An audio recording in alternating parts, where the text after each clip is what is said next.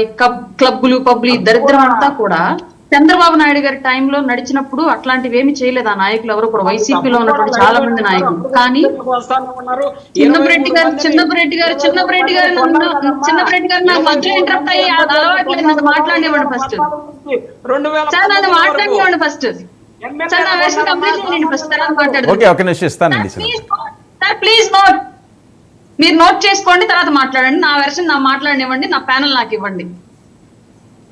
అలాగే సార్, కానీ వైసీపీ టైంలో మాత్రమే ఎవరైతే ఇవాళ ఈ అంబటి రాంబాబు, కొడాలి నాని, పేర్ని నాని, ఈ బ్యాచ్ అంతా కూడా, ఆర్కే రోజా, ఈ బ్యాచ్ అంతా కూడా టీడీపీ టైంలో వీళ్ళెవరు కూడా ఇంత స్థాయిలో నోరు బారేసుకుని ప్రజల్లో ఇంత అపప్రద మూట కట్టుకోలేదండి. ఒక్క వైసీపీ టైంలోనే ఇట్లాంటి దౌర్భాగ్యమైన స్థితికి వాళ్ళ రాజకీయ కెరీర్ దిగజారిపోయింది. కారణం ఏంటి అంటే, నడిపించే నాయకుడి యొక్క నాయకత్వ లక్షణాలను బట్టి వెనక నడిచే క్యాడర్ మొత్తం నడిచింది అని చెప్పడానికి ఉదాహరణ 5 ఏళ్ల కాలం పాటు నాయకుల యొక్క క్రెడిబిలిటీని కోల్పోవడం.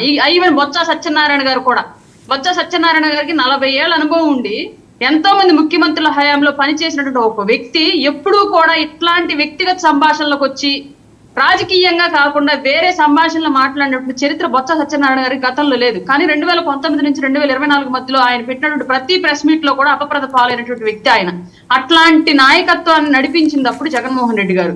ఇవాళ కూటమిలోకి వైసీపీ నాయకులు వచ్చినప్పటికీ కూడా కూటమి నాయకుల యొక్క నియమాలు, నిబంధనలు, నిబద్ధతతో పాటు వీళ్ళు కొనసాగాల్సి వచ్చింది. మొదటిది. రెండోది, ఇందాక అన్నారు కేసులు కాపాడడానికి వస్తున్నారని చెప్పేసి.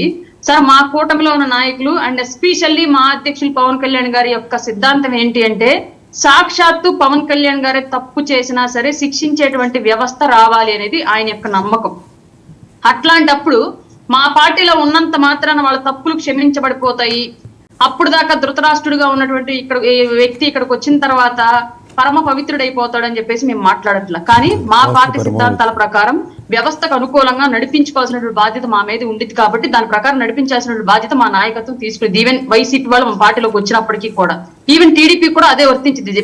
చంద్రబాబు నాయుడు గారి నాయకత్వంలో అల్లరి చిల్లరగా మేము వైసీపీలో టైంలో చేసినట్టే చేస్తాము అని చెప్పేసి అంటే చంద్రబాబు నాయుడు గారు కూడా చూస్తూ ఊరుకోడు. ఎందుకంటే ఆయన ఇప్పుడు ఆల్రెడీ అధికారంలో ఉన్నటువంటి మంత్రుల్ని ఏ స్థాయిలో గదమాయించి పనిచేయిస్తున్నాడో చూస్తూ ఉన్నాం. మీరు అప్పుడప్పుడు ఆడియోలు వీడియోలు బయటకు వస్తూ ఉంటే కూటమిలో మంత్రి ఇట్టంటే అట్లాంటి మేం గదివి బయట పెట్టిన తర్వాత వైసీపీ నాయకులు దాన్ని ట్రోల్ చేస్తున్నారు.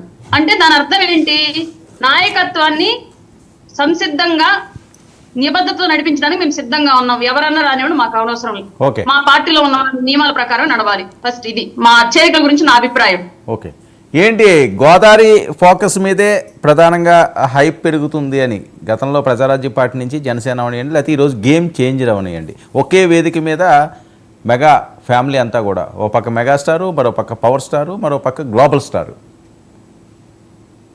మీకు 100 సార్లు చెప్పుంటా, సినిమాలకు సంబంధించి నన్ను అడగద్దు, నేను కంప్లీట్ గా అలా కాదండి. దీనికి సంబంధించి ఏంటంటే ఈ మధ్యకాలంలో పవన్ కళ్యాణ్ గారు దేనికి వెళ్ళలేదు, దీనికి వెళ్ళారు అన్నది అది రాజకీయ చర్చ అవుతుంది. అందుకని పుష్పాంశం కాదు ఇక్కడ.